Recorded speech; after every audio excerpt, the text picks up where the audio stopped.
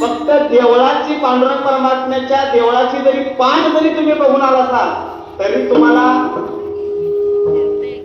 360 तीर्थांचं दर्शन घडल्याचं पुण्य मिळते महाराज. आणि नुसतं इथं बसून तुम्ही पंढरी पंढरी म्हटला असा तरी पुष्कळ झालं. पंढरी पंढरी म्हणता पापाची, नुसतं पंढरी पंढरी इथं बसून म्हटला तरी सुद्धा आपल्या पाप सगळी निघून जातात महाराज. एवढं पुण्य या पंढरपूर मध्ये आहे. म्हणून महाराज ह्या पांडुरंग परमात्म्याला तुम्ही आम्ही शरण गेलं पाहिजे. ह्या पांडुरंग परमात्म्याला तुम्ही आम्ही शरण गेलंच पाहिजे.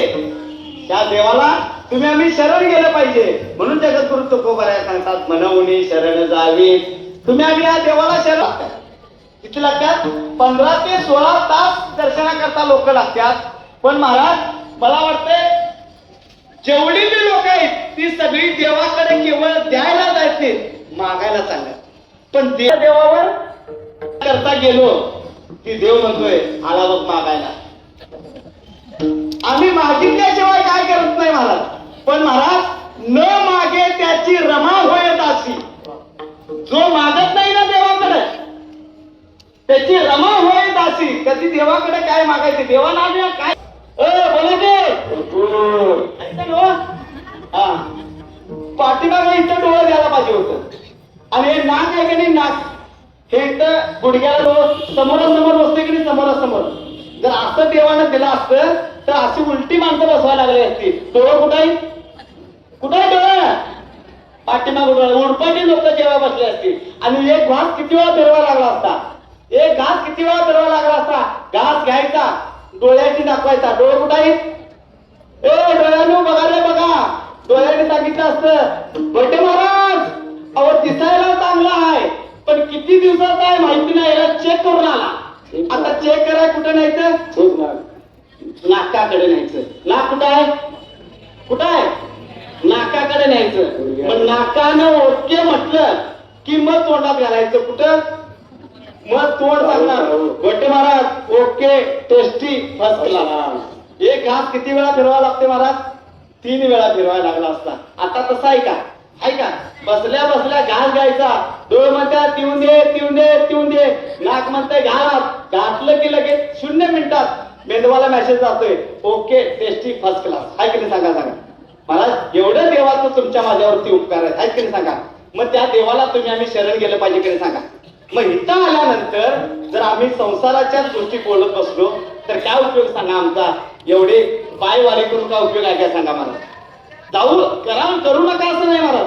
महाराज एक माता मोठी कीर्तनात बसली. कीर्तनात बसून महाराज सारखं झटकं द्यायची हाताला, सारखं झटकं द्यायची. मी म्हटलं माऊली का झटकं देताय? ती म्हणाली बाबा घराला कुलूप लावून आलोय पण झटका घेऊन बघितलो नाही म्हणून मला. हे कीर्तनात काय सांगा महाराज? मग इथं आपण काहीतरी केलं पाहिजे का नाही? अहो माझे ज्ञानोबा सांगतात बघा हरी त्रिवेणी संगमी नाना देवते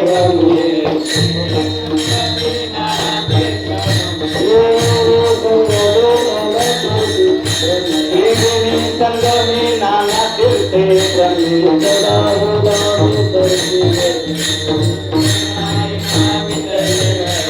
या माहिती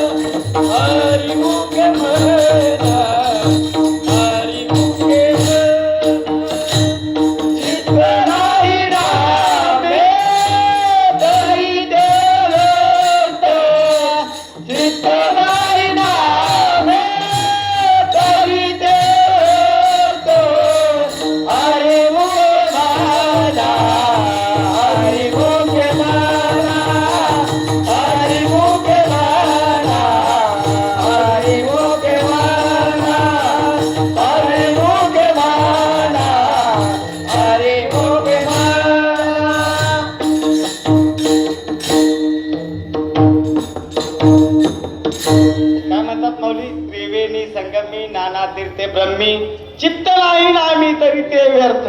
महाराज आपण पंढरपुरात येऊन जर आपलं चित्त भगवंताच्या नामात नसेल तर त्याला भगवंताला शरण गेलं म्हणत नाही महाराज. आखी वारी वाया जाणार आहे, आखी वारी वाया जाणार आहे महाराज. म्हणून इथं आल्यानंतर भगवंताचं चिंतन करावं आणि चिंतनाच्या माध्यमातून या विटेवरच्या जगाच्या मालकाला तुम्ही आम्ही शरण जाऊ महाराज. महाराज वृक्षाची पाने हलवायची सत्ता राहेली अहमता मग कोठे. झाडाचं पान हलवण्याची सत्ता त्या भगवान परमात्म्याची आहे, भगवान परमात्म्याची आहे महाराज. महाराज पर्वते वेसकानं सांडावे, समुद्राका रेषा ओलांडावी, पृथ्वी या बुधे व्हावी ही आज्ञा माझी म्हणून सांगितलंय महाराज. एवढी सत्ता आहे भगवंताची. तुझी या सत्तेने वेदाशी बोलणे, सूर्याशी चालणे तुझी आबळे, ऐसा तू समर्थ ब्रह्मांडाचा धनी. महाराज ब्रह्मांडाचा धनी आहे तो. म्हणून त्या देवाला तुम्ही आम्ही शरण गेलं पाहिजे महाराज. पण शरण जात असताना कसं जायचं हे मधल्या चालीनंतर आपण बघायचं आहे. म्हणा संप्रदायाच्या रमापुढं मधली चालू जाधव महाराज म्हणा. हे जाधव महाराज हरी मनाऊनी शरण जावे, मनाऊनी शरण जावे, मनाऊनी शरण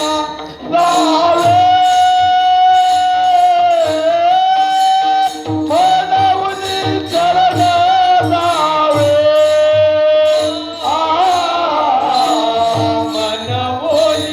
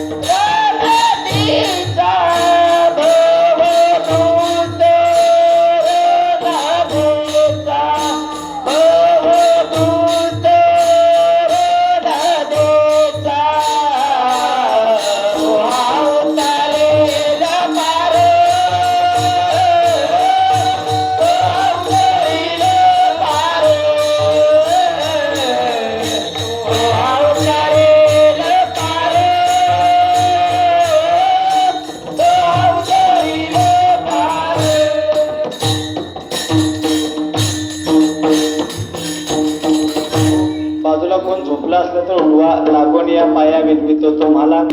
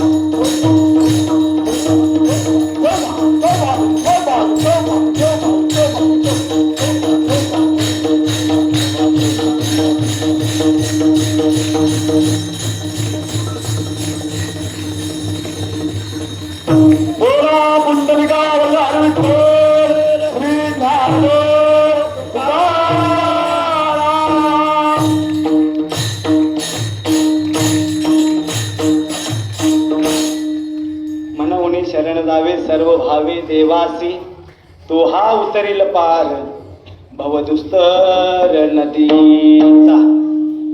भगवंताला शरण जात असताना आज भगवंताला भावाची गरज आहे. तुम्ही आम्ही जर अंतःकरणपूर्वक भावानं जर शरण गेलो, आज भगवंताला भावाची गरज आहे आणि भावासाठी देव वागतो बरं का, भावासाठी देव वागतो. तुम्ही म्हणाल सख्या भावासाठी काय सावत्र भावासाठी नाही, सख्या पण नाही सावत्र पण नाही, अंतःकरणातल्या भावासाठी जगाचा बाप सुद्धा वागतो. काय झालं माहितीये का, माझ्या सीतामातेचं आणि रामप्रभूंचं लग्न चालू होतं. सीतामातेचं आणि रामप्रभूंचं लग्न चालू होतं आणि लग्न चालू असताना गंमत काय झाली माहितीये काय, माझ्या रामप्रभूंनी सीतामातेच्या गळ्यात हार घातला. रामप्रभूंनी सीतामातेच्या गळ्यात हार घातला. आता सीतामातेने रामप्रभूच्या गळ्यात हार घातला पाहिजे, हार घातल्याशिवाय कार्यसिद्धीला जाणार नाही. पण भानगड काय झाली माहिती काय, सीता मातेपेक्षा रामप्रभू 1.5 फूट उंच होते. किती फूट? 1.5 फूट उंच होते. आता ही पट्टीची बाशिंग आल्यात बरं का, पट्टीची बाशिंग आता आल्यात. ह्या जाणकार माता माऊलीसनी माहिती आहे बघा. अगोदरच्या लग्नात 1 फुटाचं बाशिंग असायचं, 1 फुटाचं. कळकाच्या 3 कामट्या, त्याला 3 गोंडा असायचं. किती फुटाचं बाशिंग असायचं? 1 फुटाचं बाशिंग. अगोदर 1.5 फूट उंच, त्याच्यात 1 फुटाचं बाशिंग 2.5 फूट उंची वाढली. किती फूट? 2.5 फूट उंची वाढली. आता सीतामातेने रामप्रभूंच्या गळ्यात हार घातला पाहिजे, हार घातल्याशिवाय कार्यसिद्धीला जाणार नाही. आणि रामप्रभू म्हणजे जगाचा बाप आहे. तो रामप्रभू म्हणजे जगाचा बाप आहे. तो आपल्या बायको पुढे वाकणार, आम्ही वागतोय ते वेगळं, पण जगाचा बाप आहे तो आपल्या बायको पुढे वाकणार नाही आणि हार घातल्याशिवाय कार्यसिद्धीला जाणार नाही. सगळ्याच प्रश्न पडला लग्नातल्या आलेल्यासनी, काय करायचं काय करायचं? रामप्रभू वाकणार नाही, हार घातल्याशिवाय कार्यसिद्धीला जाणार नाही. सगळ्याच प्रश्न पडला. आता सीता मातेला उचलायची तरी कुणी उचलायची? अहो ही जगाची आई आहे, जगाची आई आहे, कोण उचलणार? आणि खरं सांगू तुम्हाला, आज एवढी माणसं आहे, ही उचला उचलीची उलट्या काळजाची अवलाद आता आली आहे. महाराज, ह्या जाणत्या लोकांच्या लग्नात उचला उचली काय भानगड होती का महाराज?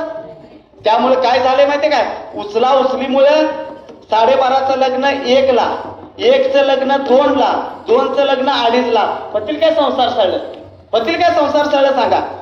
कुणी उचलायचं? जगाची आई. लक्ष्मण बुद्धिवान प्राणी, लक्ष्मण बुद्धिवान प्राणी. लक्ष्मणाने काय केलं माहितीये काय, रामप्रभूंच्या चरणावरती साष्टांग दंडवत घातला. रामप्रभूंच्या चरणावरती साष्टांग दंडवत घातला. त्यावेळेला रामप्रभू वाकले. कुणासाठी वाकले हो? कुणासाठी वाकले? लक्ष्मणासाठी वाकले नाहीत बाप. लक्ष्मणाच्या अंतःकरणातील भावासाठी वाकले आणि म्हणायला लागले, अरे उठ लक्ष्मणा उठ, उठ लक्ष्मणा उठ. म्हटल्यानंतर लक्ष्मणाने सांगितलं, वहिनी आता हार घाला, राम पुन्हा वाकणार नाही. सीतामातेने हार घातला आणि कार्यसिद्धीला गेले. महाराज, आज लक्ष्मणाच्या अंतःकरणामध्ये आपल्या भावाविषयी अंतःकरणामध्ये भाव होता म्हणून जगाचा बाप सुद्धा वाकला. अंतःकरणामध्ये भाव चांगला पाहिजे. जर भाव असेल तर जगाच्या बापाला वाकवण्याची ताकद तुमच्या आमच्या अंतःकरणामध्ये येत्या. अहो, यात रुक्मिणी आईसाहेबांनी पारणं धरलं. रुक्मिणी आईसाहेबांनी पारणं धरलं आणि पारणं धरल्यानंतर उद्या सकाळी पारणं सोडायचं आहे, उद्या सकाळी पारणं सोडायचं आहे. आणि रुक्मिणी आईसाहेबांच्या अंतःकरणामध्ये एक इच्छा निर्माण झाली. काय इच्छा होती माहितीये का? पारण्याचा उपवास सोडण्याकरता आपल्या घराकडे जगाचा बाप यावा एवढीच इच्छा होती. काय इच्छा होती? पारण्याचा उपवास सोडण्याकरता आपल्या घराकडे जगाचा बाप एवढा यावा एवढीच इच्छा होती. इच्छा साधी आहे का? साधी इच्छा आहे का?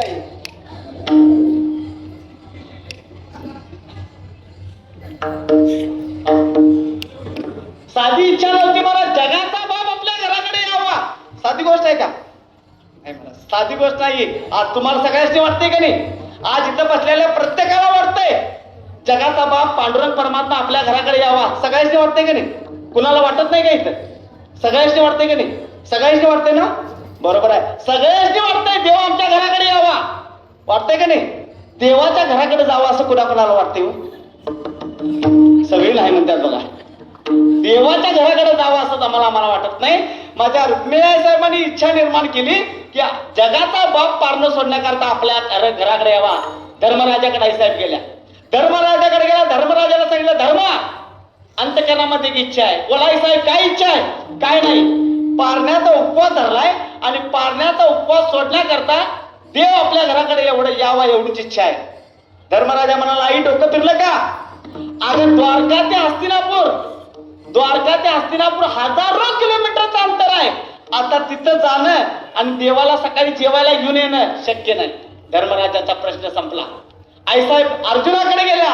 अर्जुना पारण्याचा उपवास धरलाय आणि पारण्याचा उपवास सोडण्याकरता आपल्या घराकडे देव यावा एवढीच इच्छा आहे. अर्जुनाला सांगितलं, आई माझं घोडं तिथपर्यंत जातील पण परत याची शाश्वती देणार नाही. भीमाकडे गेल्या, नकुलकडे गेल्या, सहदेवाकडे गेल्या, शेवटी राहता राहिला भीम. आई साहेब भीमाकडे गेल्या आणि सांगितल्या, पारण्याचा उपवास धरलाय भीमा आणि उद्या सकाळची पारण्याचा उपवास सोडण्याकरता जगाचा बाप आपल्या घराकडे यावा एवढीच इच्छा आहे. भीमाला विचारलं, आई पारणं कधी सोडायचं आहे? उद्या सकाळी सोडायचं आहे. आई काही सुद्धा काळजी करू नकोस, उद्या सकाळी पारण्याचा उपवास सोडण्याकरता आपल्या घराकडे देव येणार म्हणजे येणार. बघा निष्ठावंत भाव, भक्तांचा स्वधर्म, अंतकरणामध्ये भाव चांगला होता. धर्मराजा म्हणाला, भीमा डोकं फिरलं का तुझं? अरे द्वारका ते हस्तिनापूर हजारो किलोमीटरचं अंतर आहे.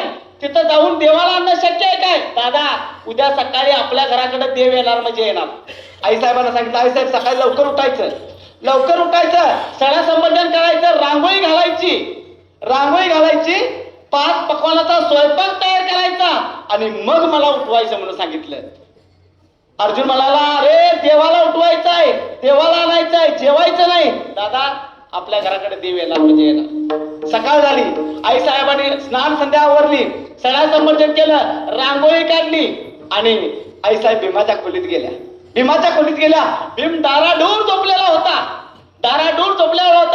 आई साहेबांनी भीमाला हलवलं. उठा की माय बाप कैसी लागली झोप. जागा केलं. भीमानं विचारलं, आई सणा समर्थन झालं का? झालं. रांगोळी घातली का? झाली. 5 पक्वानाचा स्वयंपाक. अरे भीमा सगळं काही तयार आहे, फक्त देवाची वाट बघायला. काय करावं लागलोय? फक्त देवाची वाट बघायलोय. आई 2 मिनिटात आलो बरं का. 2 मिनिटात आलो म्हटले. भीमानं आपल्या आंघोळ वगैरे आवरली आणि भीमाचा हत्यार काय? गदा उजव्या खांद्यावर टाकली आणि भीम घरातून बाहेर आला. सगळी येऊन बस उभारलेली होती. भीम आता देवाकडे जाणार आणि देवाला कसं घेऊन येणार, आईची इच्छा कशी पूर्ण करणार हे बघायसाठी सगळीजण लोक काय म्हणते काय, दुसऱ्याचं जळत्याला बघायला लोकांचे लई बरं वाटते. कसा भीम आणतोय बघूया म्हणून सगळी जण येऊन थांबली. महाराज पुन्हा विचारलं, आई 5 पक्वानाचा स्वयंपाक तयार केला का? हो सगळं तयार केलंय. भीम तिथं सणा समर्थन केलं होतं, रांगोळी केली होती, त्याच्याबरोबर मध्यभागी भीम येऊन थांबला.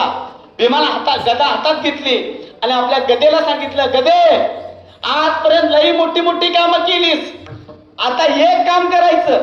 आता काय करायचं?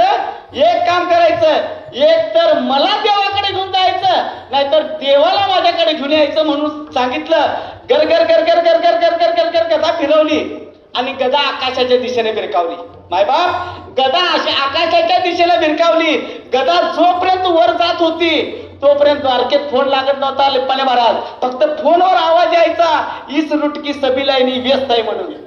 मायबाप पण ज्या वेळेला गदा वर जायची थांबली आणि गदा ज्या वेळेला खाली येऊ लागली त्यावेळेला मात्र द्वारकेत फोन लागला. ट्रिंग ट्रिंग, हॅलो कोण बोलते? तेव्हा मी गदा बोलते. काय झालं? काय नाही, मी भीमाच्या डोक्यात पडणार आहे. काय? मी भीमाच्या डोक्यात पडणार आहे आणि मी जर भीमाच्या डोक्यात पडली तर भीम मरणार आहे आणि भीम मेला तर भीमासारखा एकनिष्ठ भक्त तुम्हाला शोधून सुद्धा सापडणार नाही. महाराज भगवंतानं जागा सोडली आणि भीमाच्या डोक्यात गदा पडणार. एवढ्या वरच्यावर गदा येऊन माझ्या भगवंतानं पकडली. वरच्यावर गदा पकडली. भीमाला सांगितलं, अरे भीमा हाकनाक मेला असतास. काय सांगितलं? अरे भीमा हाकनाक मेला असतास. भीमाने काय सांगितलं माहिती काय? देवा कोणत्या रोगावर कोणती गोळी द्यायची त्या फाकड्याला माहिती आहे म्हणून सांगितलं. जगाचा बाप भीमा करता आला. का आला? अंतकरणामध्ये भाव चांगला होता. तसं मायबाप तुमच्या आमच्या जर अंतकरणामध्ये भाव चांगला असेल तर जगाचा बाप तुमच्या आमच्या घराकडे सुद्धा येऊ शकतो. पण भाव चांगला पाहिजे महाराज. भाव चांगला पाहिजे का नाही? चांगला भाव पाहिजे महाराज. वारी करतोय आपण, अंतकरणामध्ये भाव चांगला पाहिजे. घरातून इथपर्यंत येईपर्यंत महाराज कोण्याही जीवाचा न घडो मत्सर, वर्म स्वरे शर पूजनाचे. पण कुणालाच आपण दुखवलं नाही महाराज, कुणालाच दुखवलं नाही. प्रत्येकाला माऊली माऊली माऊली म्हणत इथपर्यंत आलोय. पण महाराज इथं आल्यानंतर इथल्या ज्या विधी हरिकथा ह्या सगळ्या गोष्टी आहेत त्या आपण साध्य केल्या पाहिजे. आज मला त्या संत ज्ञानेश्वर महाराज मंडळाचं खरंच कौतुक वाटतंय की बाबा एवढी माणसं कशी पण असून ते नटखट यावे, शुद्ध होऊन जावे. इथं आल्यानंतर प्रत्येक माणूस शुद्ध होऊन जातो महाराज. किती आपली वारी आहे बघा, किती आपुलकीची वारी आहे बघा महाराज. खूप गोड वारी आहे. आणि या वारीमध्ये महाराज एवढा आनंद आहे. ह्या महाराज या पोरांचं कौतुक करावं तेवढं सोपं आहे महाराज, थोडं आहे. ही पोरं एवढं 100 कडव्याचा भानदास असेल, ते सुजित असेल महाराज, ही उमेश वगैरे असेल, खूप चांगली सुपर आहेत खरंच. ह्या वर्षी जरी आणला नसला तरी पुढच्या वर्षी आपल्या पोरासनी इथं आणा महाराज. ही पोरं आज गरज आहे काळाची. हिंदू धर्म जर वाचायचा असेल तर तुम्ही आम्ही पोरांना इथं आणलं पाहिजे महाराज. पोरासनी इथं आणून नाचवलं पाहिजे. अहो पोरं वरातीत जीन पॅन्टा फाटा पुतून नाचतात की नाही सांगा? तिथं वाचून उपयोग असं नाही. अहो पोरं नाचून दे, पुरी पण नाचायला लागल्या. आणि पुरीची आई काय म्हणत्या, बघा महाराज माझ्या गुड्डीने कसा ताल धरलाय. तुझी गुड्डी एखाद्या गड्ड्याला पळून घेऊन गेली तर तुला कळणार, तोपर्यंत कळणार. म्हणून मायबाप पोरासनी इकडे आणा. आज आम्हाला गरज आहे महाराज, तरुण पोरांच्या आज इकडं परमार्थाला गरज आहे. म्हणून महाराज प्रत्येकानं आपल्या तरुण पोरासनी घरात ठेवू नका महाराज. ह्याच्यासारखं सुख कुठलं नाही आणि ह्याच्यासारखं सुख तुम्हाला कुठंच मिळणार नाही. तुमचं पोरगं पुढच्या वर्षी चड्डीवर आलं तर त्याच्या पुढच्या वर्षी तुम्हाला सांगेल, आई बाबा मला दिवाळीला कपडे घेऊ नका, पण मला पांढरी पॅन्ट, पांढरा सदरा आणि पांढरी पॅन्ट नक्की घ्या, मला वारीला जायचं आहे. ह्या वर्षी सांगेल, त्याच्या पुढच्या वर्षी सांगेल, आई बाबा मला दिवाळीला कपडे नाही घेतली चालेल, वर्षभर कपडे नाही घेतली तर चालेल, मला एक धोतर आणि सदरा तेवढा घेऊन द्या, मला माऊली मंदिरच्या दिंडीतून जायचं आहे. एवढंच तुमच्या पोरानं म्हणावं. एवढीच पांडुरंग परमात्म्याच्या चरणी प्रार्थना करतोय. शेवटच्या चरणात तुकोबऱ्या सांगता, तुका म्हणे साक्षी आले तरी केले प्रगट. महाराज तुकोबांना पुरा हवा होता, अनुभव आले अंगात ते या जगात देत असे. महाराज तुकोबांना अनुभव आला, त्या पद्धतीने तुकोबांनी तुमच्या आमच्या पुढं वचनं ठेवली. त्या वचनावरती तुम्ही आम्ही सगळेजण विश्वास ठेवूया आणि ह्या मार्गाला लागूया महाराज. खूप मोठी दिंडी आहे महाराज, खूप मोठी दिंडी आहे. आता ही माणसं आवरणं सुद्धा यांना मुश्किल झाले महाराज, यांना सुद्धा आवरणं सुद्धा मुश्किल झाले. पण महाराज एक काम करावं महाराज, खरा परमार्थ कोणता आहे माहिती का? खरा परमार्थ जर कोणता असेल तर महाराज वारीला येताना आपल्या बरोबर कधी न आलेल्या माणसाला एकाला तरी एका माणसाने घेऊन यायचं. प्रत्येक माणसाला सांगतोय मी, आपल्या बरोबर शेजारनी जर कवा आली नसली वारीला, आपल्या बरोबर तिला घेऊन यायचं. तिचा उद्धार झाला तर तुमचा परमार्थ सफळ झाला म्हणायचा महाराज. एवढंच करा. झालेली सेवा तुम्हा संत मायबापांच्या चरणी, श्री गुरु विवेकानंद वास्कर महाराज यांच्या चरणी, उपाशी महाराज यांच्या चरणी, थोर असे टाळकरी पांडुरंग परमात्म्याच्या चरणी, विनेकर यांच्या चरणी, तुम्हा मायबापांच्या चरणी. नंतर तुम्ही म्हणशीला महाराज सगळ्याची नावं घेतला, आमचं कुठं नाव घेतला नाही, आमचं कुठं नाव घेतलं नाही. खरंच महाराज तुमच्या सगळ्यांच्या चरणी 2 हात तिसरं मस्तक ठेवतो आणि सेवेला पूर्ण विराम देतो. म्हणा तुका म्हणे साक्षी आले, तुका म्हणे साक्षी आले.